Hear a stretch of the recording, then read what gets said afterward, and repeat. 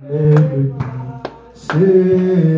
non, non, non, oh non, jamais ne passera. La parole de Dieu jamais ne passera. Non, non, non, oh non, jamais ne passera. La parole de Dieu jamais ne passera. Non, non, non, non, non, jamais ne passera. La parole de Dieu jamais ne passera. Oh, si tu es volé, c'est toi qui passeras. La parole de Dieu jamais ne passera. Non, non, non, oh non, jamais ne passera. La parole de Dieu jamais ne passera. Prions, Seigneur Dieu notre Père, Maître des temps et des circonstances. La Bible déclare que l'homme ne vivra pas du pain seulement, mais de toute la parole de Dieu qui sort de sa bouche. Seigneur, nous voici réunis ce soir dans ta présence pour t'écouter. Je prie que cette parole nous apporte la vie. Je prie que cette parole libère la vie de quelqu'un.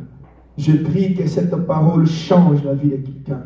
Je prie que la destinée d'une personne soit changée cet après-midi. Sois notre Dieu. Prends le contrôle de tout ce que nous allons faire. Nous prenons autorité contre tout ce qui n'est pas de toi, tout ce qui ne t'honore pas, tout ce qui ne te célèbre pas. Nous les brisons. Tout esprit de distraction, tout esprit d'envoûtement, tout esprit qui vole la parole de Dieu dans nos cœurs, au nom puissant de Jésus, nous les brisons et nous les détruisons. Que cette ta présence remplisse nos cœurs et que nos cœurs soient abondamment arrosés par la parole qui va sortir tout à l'heure. Sois notre Dieu, au nom de Jésus. Nous disons Amen. Alléluia. Est-ce qu'on peut acclamer Jésus? Est-ce qu'on peut acclamer le Seigneur? Est-ce qu'on peut acclamer fortement le Seigneur? Gloire à Dieu. Amen. Actes des Apôtres, chapitre 12. Acte 12, à partir du premier verset. Actes des Apôtres, chapitre 12. La Bible déclare, vers le même temps, le roi Hérode s'est mis à maltraiter quelques membres de l'Église, et il fit mourir par l'épée Jacques, frère de Jean. Voyant que cela était agréable aux Juifs, il fit encore arrêter Pierre. C'était pendant le jour de pain sans levain. Après l'avoir saisi et jeté en prison, il les mit sous la garde de 4 squads, de 4 soldats chacune, avec l'intention de le faire comparaître devant le peuple après la Pâque. Pierre donc était gardé dans la prison et l'Église ne cessait d'adresser pour lui des prières à Dieu. La nuit qui précédait le jour où Hérode allait le faire comparaître, Pierre, lié de 2 chaînes, dormait entre des soldats et 2 sentinelles devant la porte gardaient la prison. Voici l'ange du Seigneur survint et une lumière brilla dans la prison. L'ange réveilla Pierre en le frappant au côté en disant « Lève-toi promptement ». Les chaînes tombèrent de ses mains. L'ange lui dit « Mets ta ceinture et tes sandales ». Et il fit ainsi. L'ange lui dit encore « Enveloppe-toi de ton manteau et suis-moi ». Pierre sortit, les suivit, ne sachant pas ce qui se faisait par l'ange fit réel. Et il s'imagina avoir une vision. Parole du Seigneur. Amen. Alléluia. Il s'imagina avoir une vision. Que le Seigneur nous bénisse abondamment. Amen. Nous sommes très heureux d'être là encore ce soir pour partager la parole de Dieu. Nous vous prions de nous suivre avec une attention soutenue. Amen. Alléluia. Le thème de notre message, nous l'avons intitulé tout simplement nous avons intitulé notre message que... Est-ce qu'on fait ce petit exemple? C'était notre message qu'on ne dort pas dans la prison. Amen. Alléluia. On ne dort pas dans une prison. La prison, ce n'est pas un lieu de sommeil. Amen. Alléluia. Depuis quelque temps, nous sommes en train de parler sur l'importance de la prière dans notre vie. Nous avons expliqué par la grâce de Dieu que beaucoup de situations malheureuses que les gens connaissent sur la terre, beaucoup de problèmes difficiles que les gens rencontrent sur la terre, tous ces problèmes-là n'ont pas pour source Dieu, n'ont pas comme source Dieu. Alléluia. Beaucoup, il est vrai que la Bible dit que qui dira qu'une chose arrive sans que l'Éternel Dieu l'ait ordonné. Nous avions dit que dans la façon de faire les choses, dans la manière où Dieu fonctionne, il a deux façons, il a deux volontés. Il a une volonté permissive et il a aussi une volonté parfaite. Alléluia. Beaucoup de situations que les gens rencontrent sur la terre, bien aimés, la plupart de ces situations, surtout négatives, ne proviennent pas de la part de Dieu. Alléluia. Et comme ça ne provient pas de la part de Dieu, nous sommes capables de changer toutes ces situations-là par les biais de la prière. Est-ce qu'on est ensemble? Amen. Alléluia. Nous avons dit qu'un homme qui ne prie pas, un chrétien qui ne prie pas, il est semblable à quelqu'un à qui on a donné les clés, qui a pris ces clés, qui est allé les cacher dans un tiroir. Il ne les utilise pas. Il est parfois en face d'une porte fermée, il a une clé passe-partout, mais il n'utilise pas cette clé. Et puis là, il commence à crier au secours, venez m'aider, il y a telle porte qui est fermée, il y a telle chose qui ne fonctionne pas, il y a telle situation qui n'avance pas, alors qu'il a les clés entre ses mains. Alléluia. Nous avons dit que Christ nous a laissé une seule clé qui nous permet d'ouvrir toutes les portes qui peuvent être fermées devant nous. Alléluia. Et ces portes, nous avons vu que c'est la prière. Parce qu'un homme qui ne prie pas, il peut connaître des situations difficiles, même s'il est un chrétien, même s'il connaît Dieu, il peut connaître certains problèmes difficiles et parfois croire que c'est la volonté de Dieu, alors que cela n'a rien à voir avec la volonté de Dieu. Alléluia.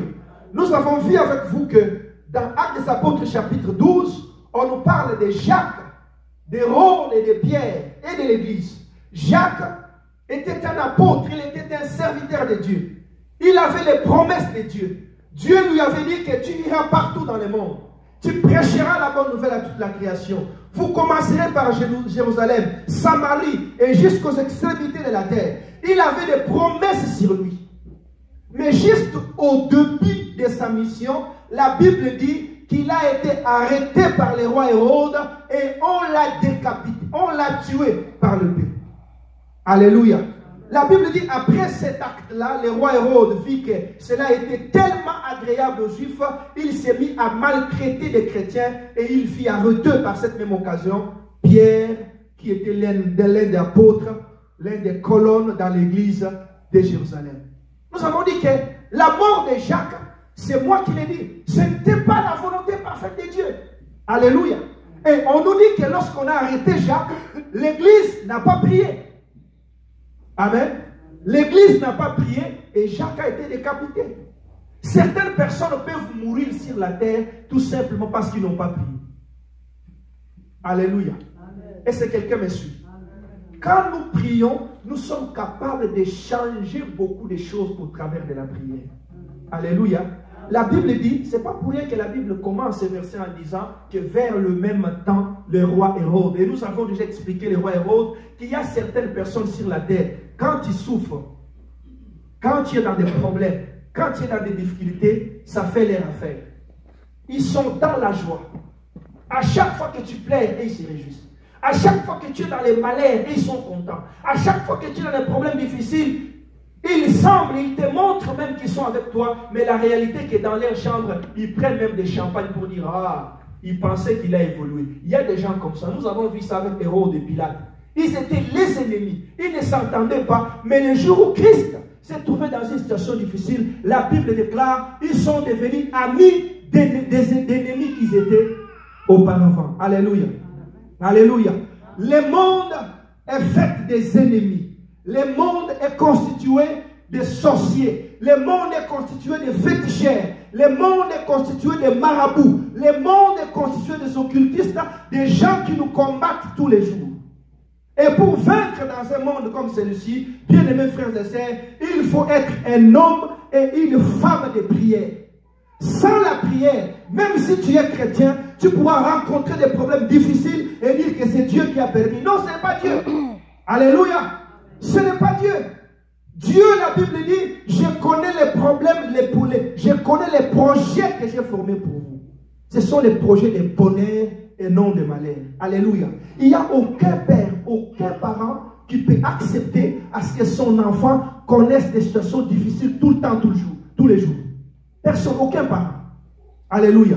Dieu, comme il nous a créés à son image et à sa ressemblance, il attend à ce que nous puissions changer des choses par notre façon d'agir et par notre façon de faire.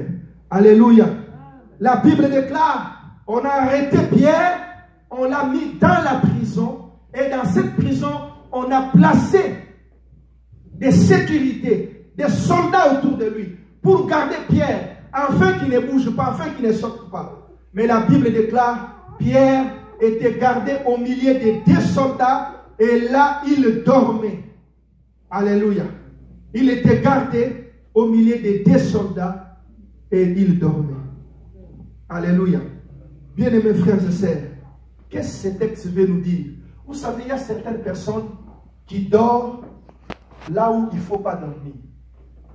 Il y a certaines personnes dans la vie, certains chrétiens, qui dorment quand il ne faut pas dormir.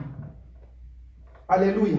Il y a certains chrétiens qui mangent quand il ne faut pas manger. Il y a certains chrétiens qui font l'effort de vivre, d'apparaître, alors qu'il ne faut même pas apparaître. Est-ce que quelqu'un me suit? Alléluia. Pierre était dans la prison. La Bible déclare qu'il dormait entre 2 soldats. Et lorsque l'église s'est mise à prier, la Bible dit que l'église ne cessait d'adresser pour lui des prières à Dieu sans cesse. L'église adressait des prières à Dieu en faveur de Pierre. Et la Bible dit, vers la même nuit, le Seigneur envoya son ange dans la prison. Et quand l'ange descendit, regardez l'acte de cet ange. La Bible dit qu'il réveilla Pierre en le frappant par les côtés. En lui disant, réveille-toi. En le frappant. On n'a même pas dit en le secouant, mais en le frappant. Donc l'ange, si vous regardez la façon dont l'ange a agi, c'est-à-dire il voulait dire à Pierre que Pierre, pourquoi es-tu en train de dormir maintenant alors que demain on va te faire comparaître et forcément qu'on va te tuer?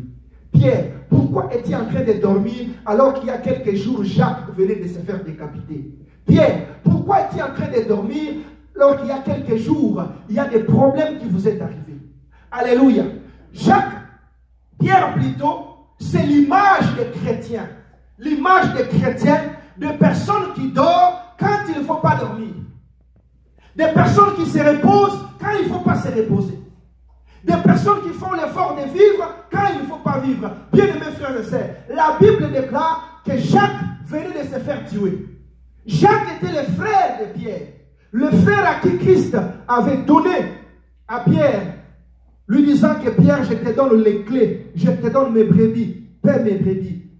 On l'a tué et quelques temps après, Pierre s'est retrouvé dans la même condition. Regarde que lui, qu'est-ce qu'il fait? Il se met à dormir alors que Paul et Silas dans la prison, toujours dans l'Acte des Apôtres, et ils ne dormaient pas.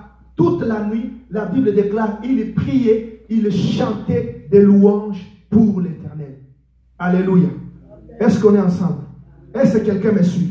Ce que je suis en train d'essayer de t'expliquer ce soir, c'est que il y a des situations dans la vie qu'il ne faut jamais, jamais accepter. Alléluia. Est-ce que quelqu'un me suit?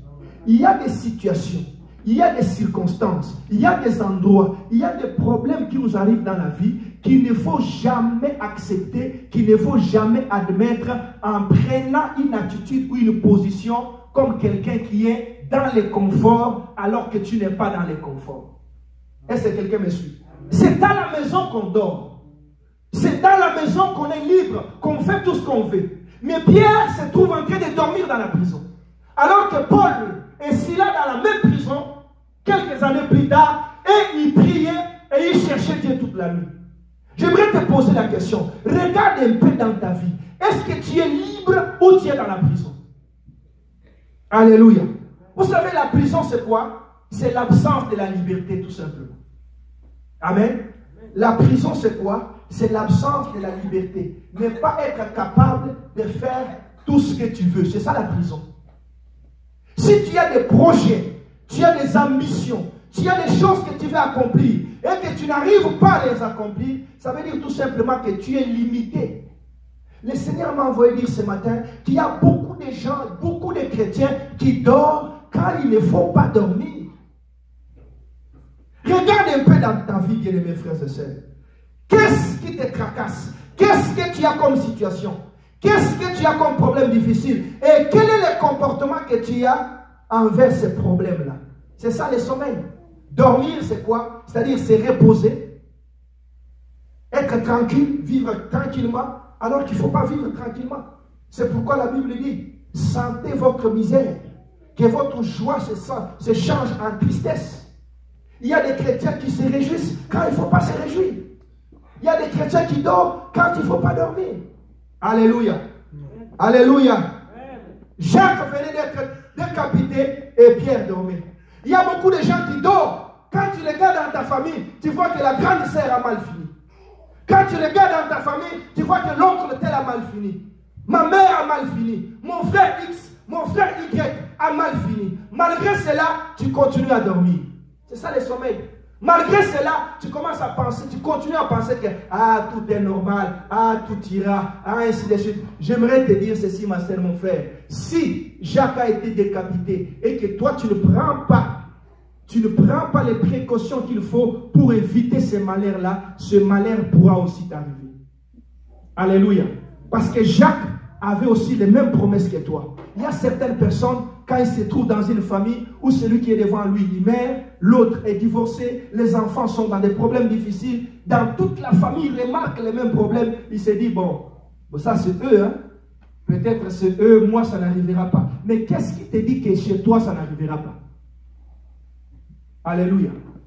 Qu'est-ce qui te fait croire que les problèmes difficiles qui sont arrivés à tes frères, à tes soeurs, n'arriveront pas chez toi? Quelle est l'assurance, quelle est la garantie que tu as de croire que tout ce que tu connais comme problème dans la famille, tout ce que vous connaissez comme des problèmes ne vous arrivera pas? Alléluia. Bien-aimés frères et sœurs, Pierre dormait dans la prison alors qu'il ne fallait jamais dormir. Il fallait qu'il soit éveillé, il fallait qu'il soit debout, il fallait qu'il soit conscient, qu'il sache que demain, je vais comparaître devant le peuple. Certainement, je serai tué de la même manière que Jacques. Alors, qu'est-ce qu'il faut faire? Non, il me reste un dernier recours. Je dois chercher la face de Dieu pour que Dieu me libère de cette situation. Pierre accepte l'inacceptable. Il dort au milieu des 2 soldats. Il est tranquille et à l'aise. Alors que la mort était devant lui. Combien de chrétiens, ils font des songes bizarres. Ils font des songes compliqués. Ils sont dans des situations difficiles. Ils savent bien que si je ne prends pas les précautions, demain ma vie va mal finir. Mais malgré cela, ils sont à l'aise. Ils sont tranquilles, en train de dormir tranquillement. Oh, bien-aimés frères et sœurs, j'aimerais dire à quelqu'un, on ne dort pas dans la pauvreté. Alléluia. Est-ce que quelqu'un me suit? On ne dort pas dans la maladie. On ne dort pas dans les célibats. On ne dort pas quand tout va mal. On ne dort pas quand tu n'as plus le contrôle de ta vie, quand tu n'as plus le contrôle de ton avenir. Tu ne peux pas vivre dans les repos, tu ne peux pas donner du sommeil à tes yeux si ta vie va mal. Est-ce que quelqu'un me saisit? Alléluia. Regarde un peu ta vie. Qu'est-ce que tu vois devant toi? Quelle est la l'avenir qui se présente devant. Quand tu regardes aussi ta vie, après 5 ans, après 6 ans, qu'est-ce que tu penses de toi-même? Tu te dis quoi exactement? Est-ce que tu arriveras à atteindre tes buts et tes objectifs? Alléluia. Oh, bien-aimés frères et sœurs, j'aimerais dire à quelqu'un, le Seigneur un jour a dit à ses disciples, veillez et priez afin que vous ne tombiez pas dans la tentation. Alléluia. Veillez et priez afin que vous ne tombiez pas dans la tentation. Ce texte-là nous montre clairement que pour ne pas tomber dans la tentation, c'est tout ce qu'il y a de mal, tout ce que nous connaissons de mal. Parce que la tentation vient généralement chez le tentateur qui est Satan. Et Satan nous tente de plusieurs manières, de plusieurs façons. Il nous tend des pièges de plusieurs manières, de plusieurs façons. Il y a certaines personnes, il tend les pièges du péché. Il y a d'autres personnes, il tend les pièges de la maladie. Chez d'autres personnes, chez les pièges de la mort, ainsi de suite. Mais le Seigneur nous dit, veillez et priez afin que vous ne puissiez pas tomber dans les pièges de Satan. Alléluia. Ça dit que celui qui ne prie pas, qu'il le veuille ou non, il finira par tomber dans les pièges de Satan. La seule chose qui nous donne la victoire contre l'ennemi, c'est la prière. Est-ce qu'on est ensemble? Est-ce que quelqu'un me suit? Regardons un peu les comportements de Pierre. Au milieu de la prison, il était en train de dormir. Et quand Pierre dormait, la Bible déclare que quand l'ange l'a réveillé, l'ange lui a dit, Pierre, prends ta ceinture, prends tes sandales ou tes chaussures, mets ta ceinture, mets tes sandales, prends ton manteau et sors de la prison. Suis-moi. La Bible déclare, Pierre, il imaginait, il croyait avoir une vision. Il ne savait pas qu'il était dans la réalité. Bien-aimés frères et sœurs, lorsque nous prions, bien-aimés, les choses qui nous sont difficiles nous arriveront comme si c'était un songe. Est-ce que quelqu'un me suit? Alléluia.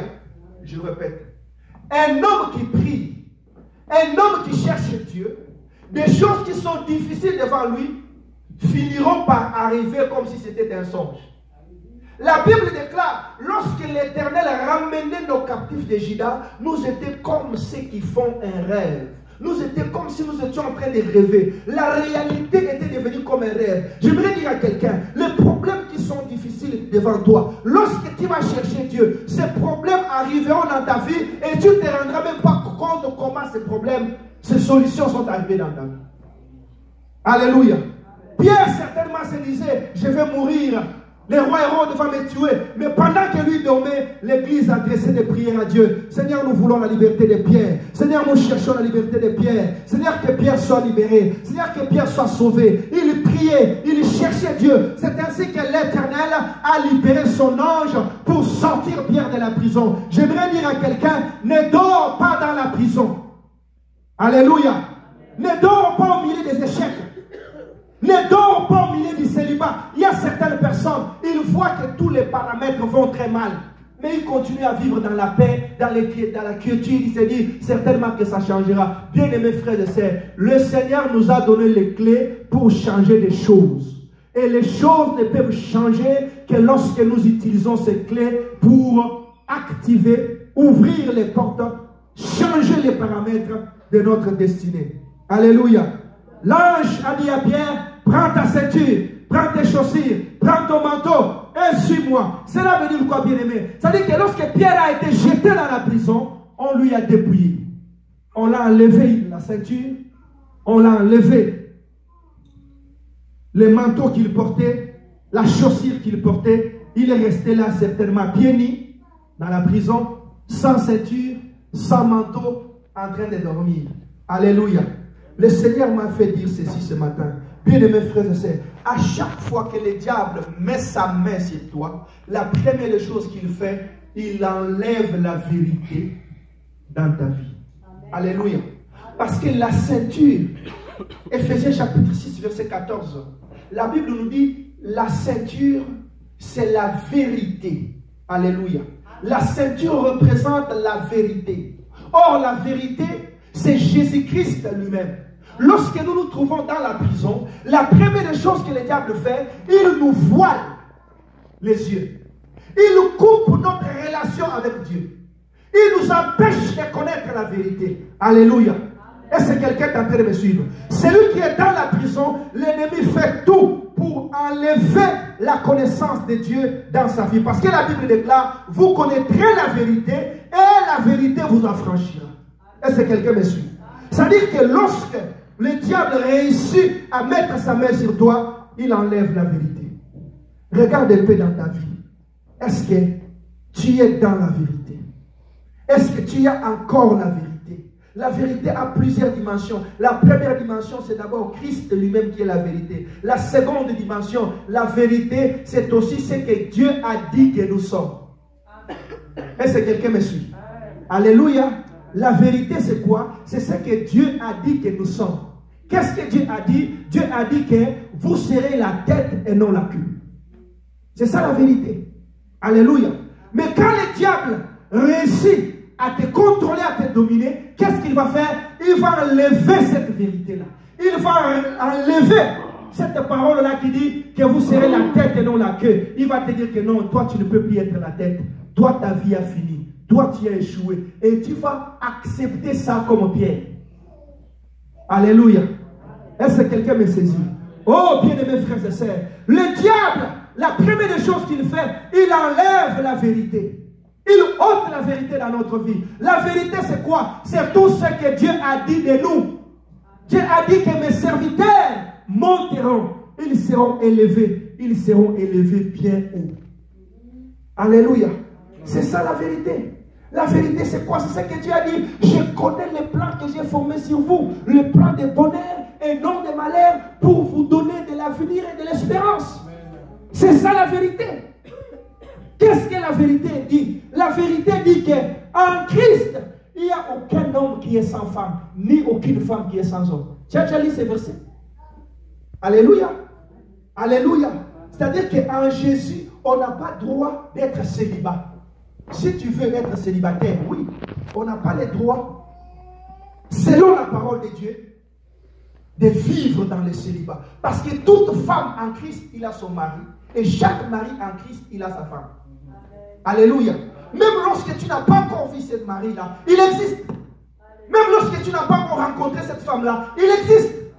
Avant que Adam rencontre Ève, Ève existait déjà avant que Adam ne le rencontre. J'aimerais dire à quelqu'un, la vérité c'est ce que Dieu a dit que tu es. Dieu a dit que tu seras la tête et non la queue.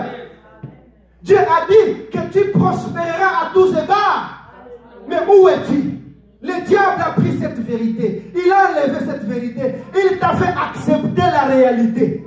C'est quoi la réalité? Non, toi tu es fini. Regarde dans ta famille. Jacques a été tué. Tu ne peux rien. D'ailleurs, à cette heure ici, qui va te libérer de la prison? C'est ainsi que Pierre a pris un coussin. Il s'est mis à dormir. Il a oublié la parole de Dieu qui dit: invoque-moi, je te répondrai. Je te révélerai de grandes choses. Il a oublié la parole qui dit: rien n'est impossible à Dieu. Il a oublié la parole qui dit: tout ce que vous demanderez à mon nom, je le ferai. Pierre a oublié cette parole. Il s'est mis à dormir. Oh, je sens la présence de Dieu. Je ne sais pas qui Dieu veut visiter ce matin. Je ne sais pas qui Dieu veut toucher ce matin. Je suis venu te dire, ma soeur, mon frère, la vérité est devant toi. Dieu ne veut pas que tu sois dans la prison. Dieu ne veut pas que tu sois dans la honte. Dieu ne veut pas que tu sois dans les échecs. Dieu ne veut pas que tu échoues. Dieu ne veut pas que tu échoues. Change ta mentalité. Alléluia. Change ta façon de voir les choses. Alléluia. Bien-aimés frères et sœurs, la première délivrance commence lorsque tu connais qui tu es. Alléluia. Quand tu ne connais pas ton identité en Christ, tu ne pourras jamais être sauvé. Le problème, c'est au niveau de la mentalité. C'est pourquoi la Bible parle de la repentance comme le changement. Le changement de notre mentalité. Un chrétien, c'est celui qui sait que je suis un fils du roi. Un fils du roi reste un roi. Un lion ne met monte, ne met bas que des lionceaux. Alléluia. Un lion ne peut pas mettre bas des chèvres. Est-ce que quelqu'un me suit? La nature nous enseigne qu'un lion ne peut pas mettre bas des chèvres. C'est impossible. Un lion ne donne naissance qu'aux lionceaux. Un aigle ne donne naissance qu'aux aiglons. Alléluia. Un aigle ne peut mettre des poules. Pourquoi tu es devenu une poule? Pourquoi tu es devenu une poule? Si tu es un fils, une fille de Dieu, pourquoi tu acceptes de devenir une poule? Parce que tu es dans la prison. Sors de cette prison au nom de Jésus. Sors de cette prison. Combien de chrétiens acceptent des choses qu'ils ne devraient pas accepter? Alléluia. Je vous ai dit qu'être dans la prison, c'est manquer la liberté. Il y a un homme scientifique qui a défini la liberté comme étant le droit de faire tout ce que les lois nous autorisent de faire et de ne pas être contraint de faire ce que les lois ne nous autorisent pas. Alléluia. C'est-à-dire quoi? La liberté, selon Dieu, c'est la capacité de faire la volonté de Dieu. C'est ça la liberté. C'est pourquoi Christ discutant avec les Juifs, il leur dit que vous êtes esclaves de ce qui a triomphé de vous. Alléluia. Est-ce que quelqu'un me suit? N'accepte pas l'inacceptable. Un chrétien, c'est celui qui vit dans la liberté. C'est-à-dire, c'est celui qui est capable d'obéir à Dieu pleinement. Si tu n'es pas capable d'obéir à Dieu, ça veut dire que tu es dans la prison. Parce que tu manques les droits, tu manques le pouvoir de faire la volonté de Dieu dans ta vie. Je déclare que cette prison soit brisée dans le nom de Jésus. Que le Seigneur te libère de cette prison. Que le Seigneur te libère de cette prison. Pierre a été dépouillé de la vérité. Pourquoi on l'a arraché la ceinture? Bien aimés frères et sœurs, parce que la ceinture, c'est le symbole de la vérité. Bien aimés frères et sœurs, vous savez, quand tu n'as pas de ceinture, comme moi là, hein, si je n'ai pas de ceinture, c'est difficile de marcher d'ici jusqu'à là-bas. À moins que tu sois des jeunes yo-yo de ces derniers temps qui ne portent plus de ceinture. Alléluia. Qui ont pris des modèles purement sataniques, des modèles diaboliques. Et ces modèles-là, selon le recherche, selon l'histoire, selon la petite histoire, ce sont des choses qui ont commencé dans des prisons américaines pour démontrer aux gens que tu étais un homme, comme on appelle un gay ou un pédé. Ils marchaient comme ça, hein, ils baissaient leurs pantalons, ils marchaient comme ça pour signifier aux autres qu'ils étaient pédés. Alléluia. Mais regardez que le diable a fait d'ici. Il a permis que cela devienne normal partout dans le monde. Ça veut dire en d'autres termes, c'est un signe que je suis dans la prison. Quand tu marches comme ça, les pantalons en bas là, ça veut dire que je suis dans la prison. Tout en marchant, tu dis, je suis dans la prison. Alléluia. Nous tous, on a été jeunes, on n'a pas fait des choses comme ça. Mets ton pantalon comme il faut, place la ceinture comme un homme normal. Alléluia. Parce que